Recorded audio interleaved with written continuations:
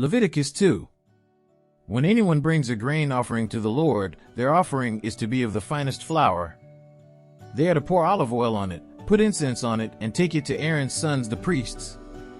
The priest shall take a handful of the flour and oil, together with all the incense, and burn this as a memorial portion on the altar, a food offering, an aroma pleasing to the Lord.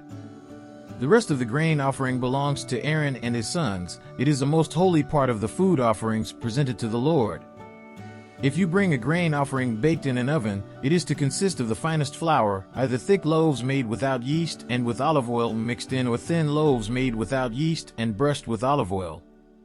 If your grain offering is prepared on a griddle, it is to be made of the finest flour mixed with oil, and without yeast. Crumble it and pour oil on it. It is a grain offering. If your grain offering is cooked in a pan, it is to be made of the finest flour and some olive oil. Bring the grain offering made of these things to the Lord, present it to the priest, who shall take it to the altar. He shall take out the memorial portion from the grain offering and burn it on the altar as a food offering, an aroma pleasing to the Lord. The rest of the grain offering belongs to Aaron and his sons. It is a most holy part of the food offerings presented to the Lord.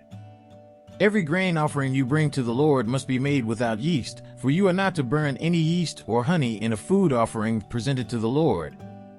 You may bring them to the Lord as an offering of the firstfruits, but they are not to be offered on the altar as a pleasing aroma. Season all your grain offerings with salt. Do not leave the salt of the covenant of your God out of your grain offerings. Add salt to all your offerings. If you bring a grain offering of firstfruits to the Lord, offer crushed heads of new grain roasted in the fire. Put oil and incense on it. It is a grain offering.